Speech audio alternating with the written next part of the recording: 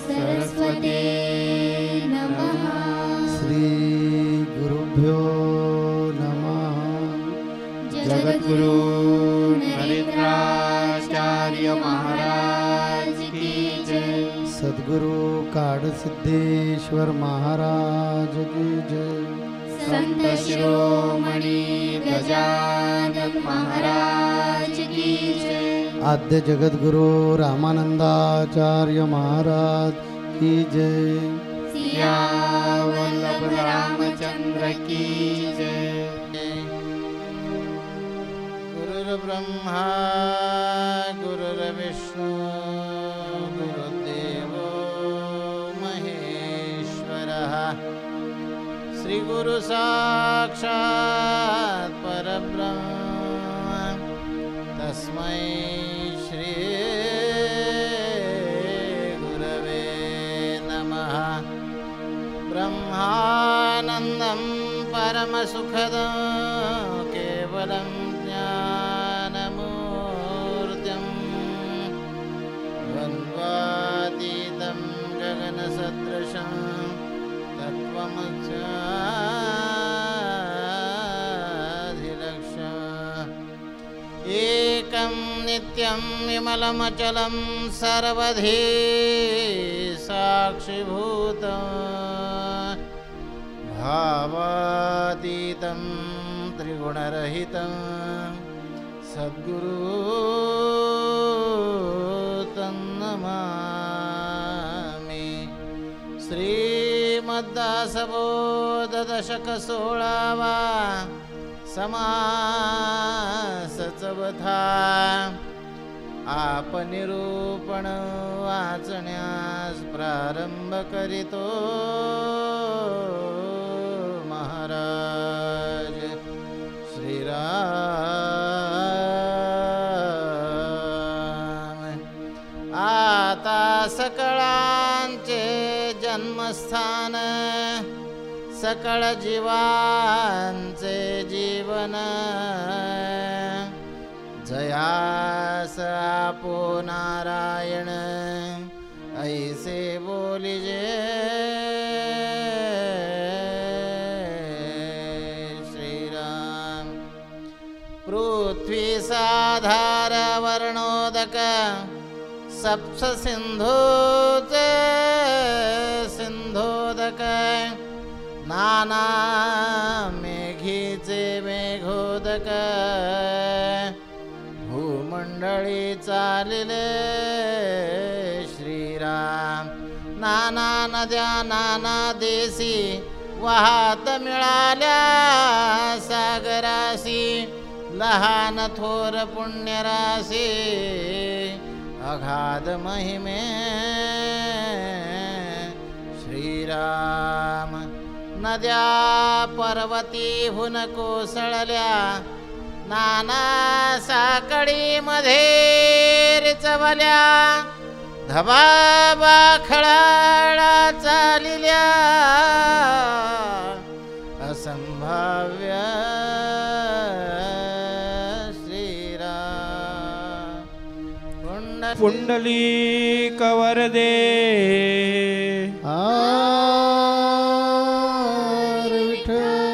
श्री ज्ञानदेव तुकाराम पंढरीनाथ महाराज की जय। जगद्गुरु नरेंद्राचार्य महाराज की जय।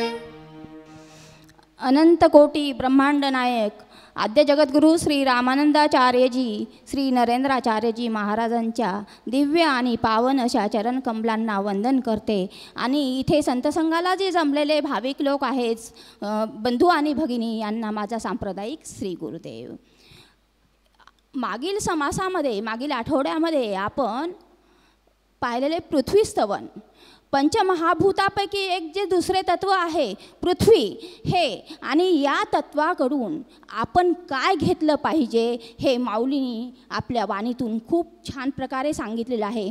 पृथ्वीकडून शिकायची ती परोपकारता शिकायची, पृथ्वीकडून शिकायची ती शालीनता शिकायची, पृथ्वीकडून जे शिकायचं आहे ते आईप्रमाणे प्रेम करणं शिकायचं आहे. आणि हेच आपल्याला माऊलींनी या समर्थांनी पृथ्वी तत्वातून सांगितलेलं आहे आणि माऊलींनी आपल्या शिकवणीतून सांगितलेलं आहे. आज दशक 16वा समास 4था आप निरूपण.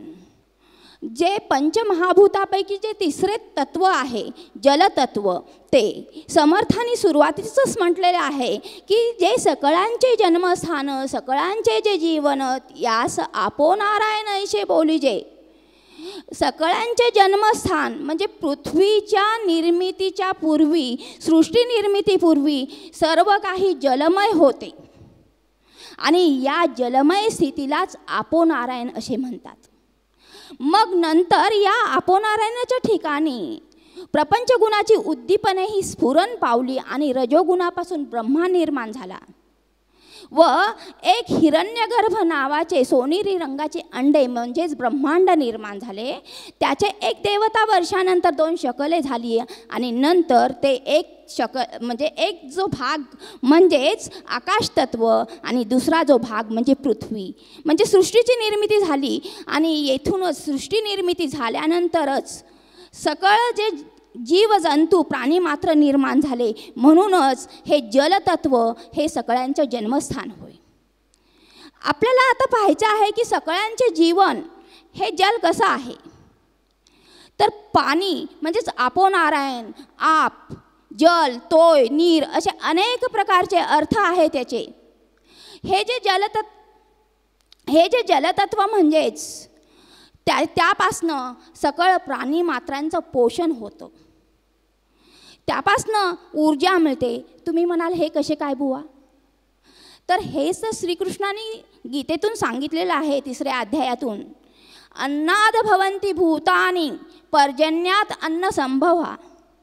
म्हणजेच काय की सकल प्राणी मात्रांचं पोषण जे होतं, त्यांना जे ऊर्जा लागते जगण्यासाठी ती पाण्यापासनं म्हणजे अन्नापासनं मिळते.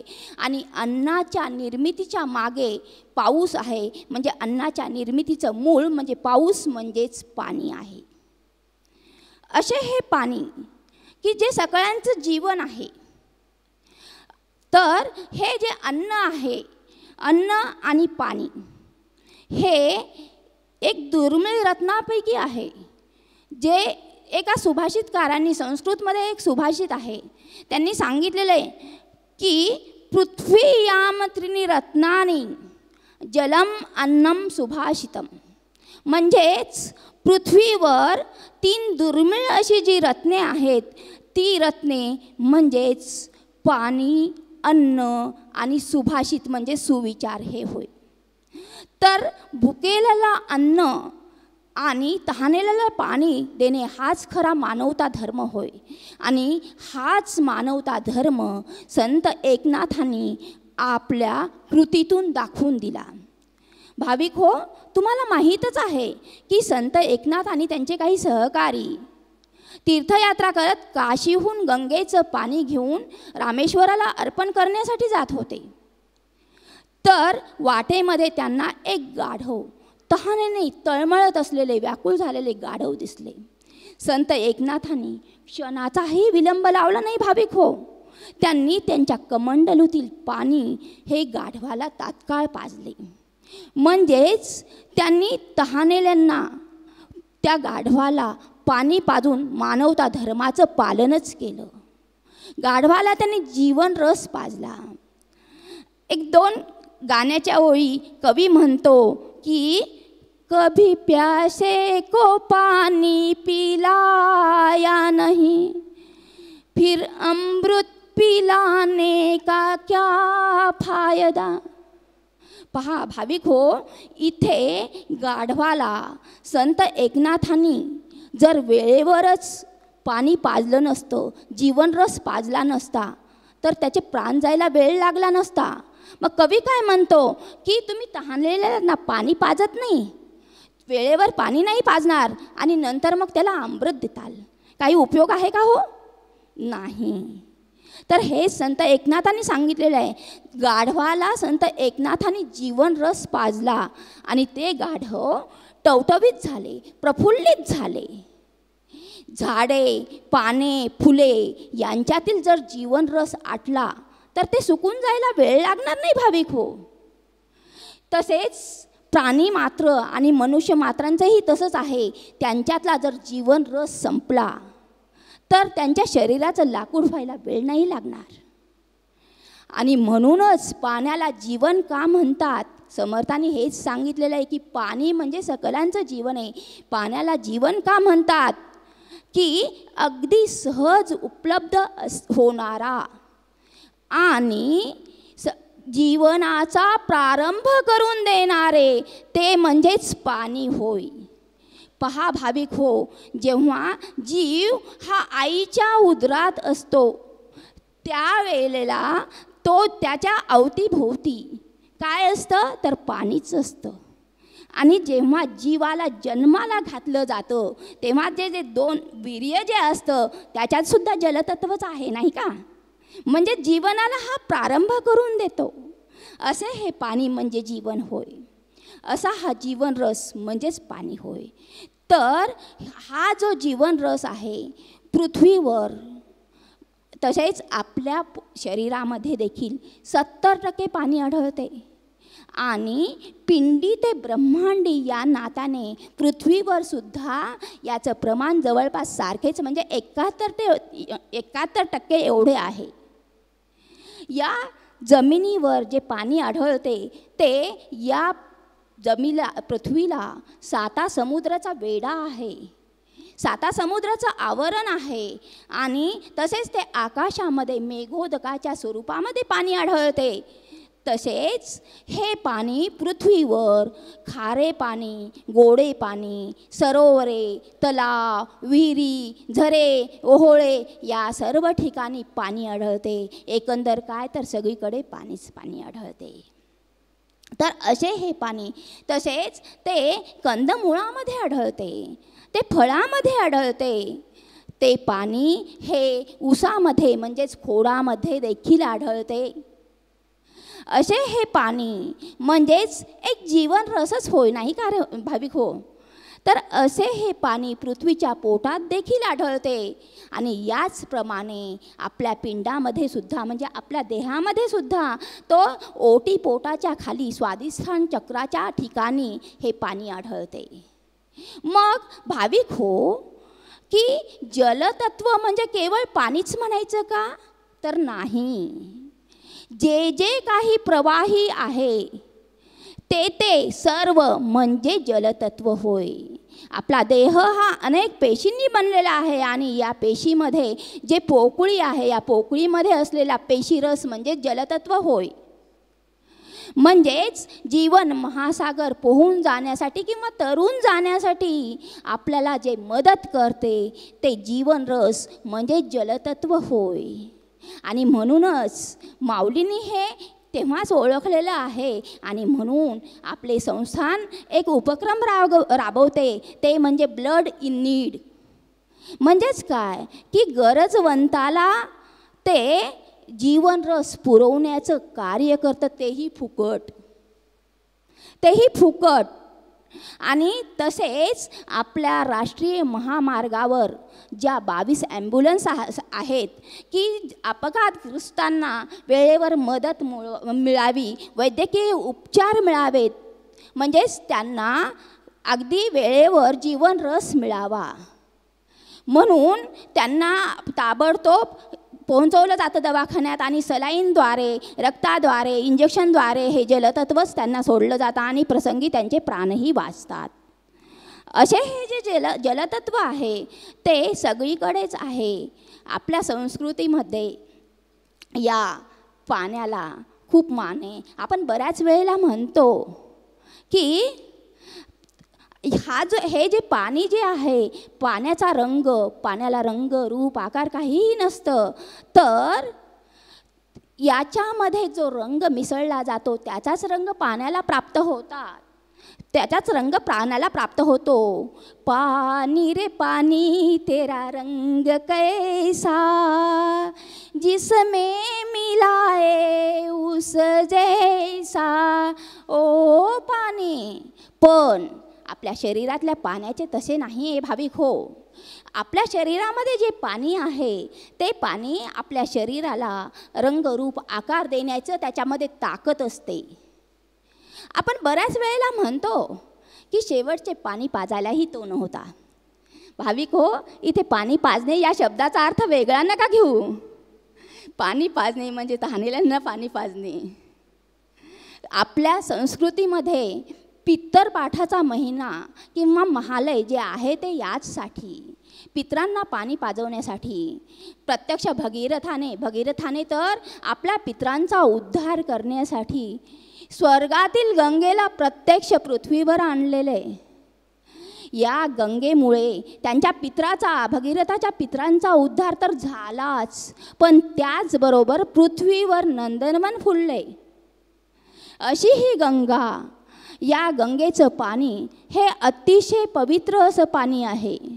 अतिशय पवित्र. यामध्ये स्नान केल्याने अनेक जन्मीचे पातक देखील नाहीसे होतात. या गंगेच्या पाण्याची महती काही वेगळीच आहे. समर्थ रामदास स्वामींनी मागच्या संत संघामध्ये मी आपल्याला सांगितलं होतं की समर्थ रामदास स्वामी पंचतत्वांबद्दल आपल्याला शिकवत आहेत, सांगत आहेत. या पंचतत्वातून आपण काहीतरी बोध घ्यायचा. आणि या कारण ह्या 5 तत्वांमधूनच आपली उत्पत्ती आहे. आकाश, पृथ्वी, अग्नी, वायू आणि पाणी. त्यामुळे याच्यातूनच आपण जन्माला आलो. त्यापैकी पहिलं सूर्यतत्व आपण पाहिलं आहे. त्यानंतर कालच्या संत संघामध्ये आपण पृथ्वी तत्वाचा अभ्यास केला. पृथ्वीकडून काय शिकायचं तर क्षमाशीलता. किती क्षमा कुणाला करता येते की अंगामध्ये प्रचंड ताकद आहे,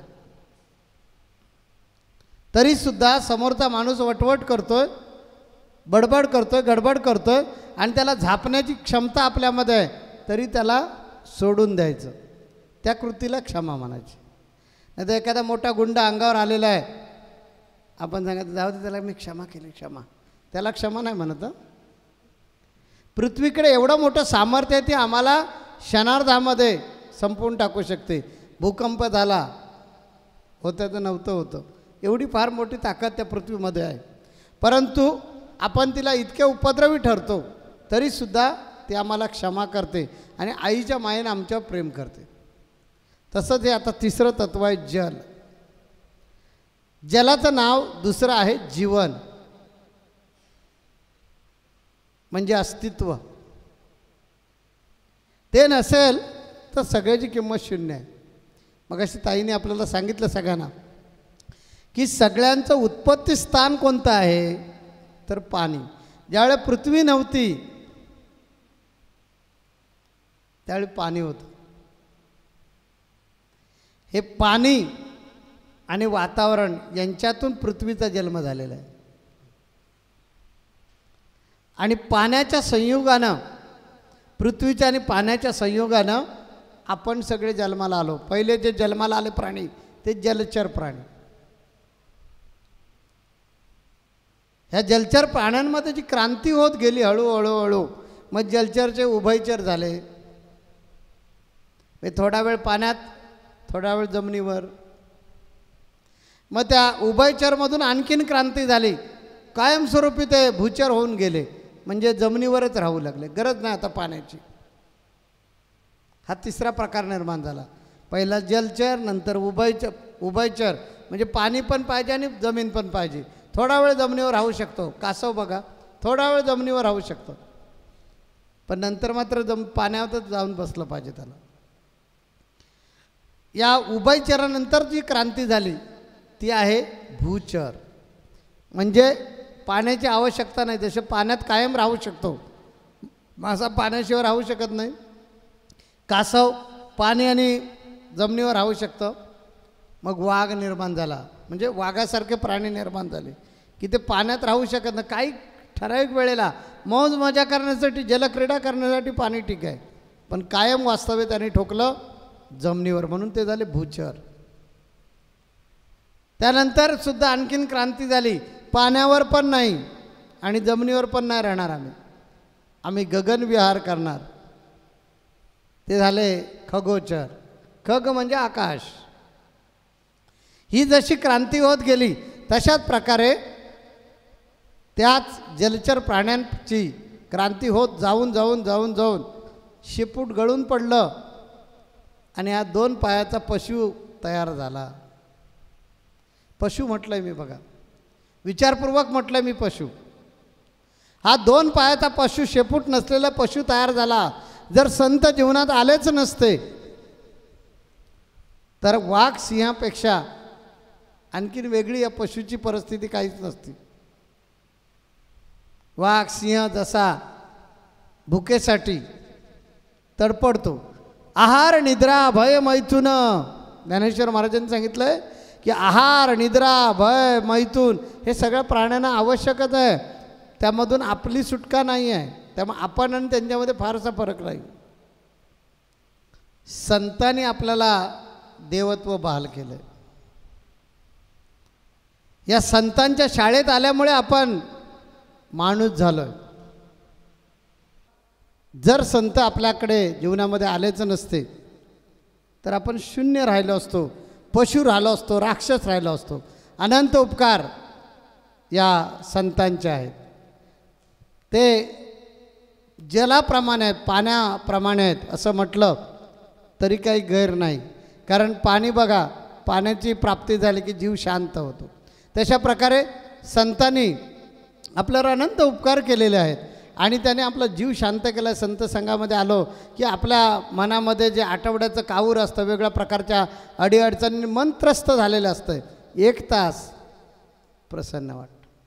म्हणजे संत म्हणजेच जीवन आहे, संत म्हणजेच पाण्यासारखं अमृत आहे ते. हे लक्षात सगळ्यांनी ठेवलं पाहिजे. आणि या पाण्याकडून शीतलता आपण शिकली पाहिजे. संताकडे आल्यानंतर मी संताची आणि पाण्याची तुलना एवढ्यासाठीच करतो आहे की पाण्यामध्ये जेवढे गुणधर्म आहेत तेवढे सगळे संताकडे आहेत, तेवढे सगळे गुरुकडे आहेत. पाणी जसं शीतल आहे तसं गुरु शीतल असतो. त्याला वरवरून बघायचं नसतं. तो प्यायल्यानंतर आपली भूक शांत होते. गुरुला प्यायचं असतं, गुरु करून टाकायचं नसतो, हे लक्षात घ्या. गुरुला ज्यावेळी आपण पितो, सर्व भावे पितो, त्यावेळी तो आपला होऊन जातो आणि आपण गुरुमय होऊन आपल्या जीवनाचं कल्याण होतं. तेव्हा आज आपलं टायमिंग संपलेलं आहे, परंतु आपण या जलतत्वातून काय शिकायचं आहे? जल म्हणजे जीवन. आणि हे जीवन आपलं कोण घडवतं? संत घडवतात, संत संगती घडवते. आणि म्हणून या संत संगतीमध्ये येऊन या जलतत्वाप्रमाणे, संतांच्या शिकवणीप्रमाणे आपण जगायचं. संत आणि पाणी याच्यामध्ये काहीही फरक नाही. जे जे पाण्यामध्ये गुणधर्म आहेत ते सगळे संतांमध्ये आहेत. घरी जा आणि विचार करत बसा की स्वामी असं का बोलले. पाणी आणि संत याच्यामध्ये काही फरक नाही. आणि पुढच्या आठवड्यामध्ये आपण येऊ, परत संधी मिळाली तर या पाणी तत्वावर आपण बोलूया. त्यामुळे इथेच आता आपण रजा घेऊया. जगद्गुरु नरेंद्राचार्य महाराज की जय. सद्गुरु काळसिद्धेश्वर महाराज की जय. संत शिरोमणी गजानन महाराज की जय. आद्य जगद्गुरु रामानंदाचार्य महाराज की जय. सिया वल्लभ रामचंद्र की जय.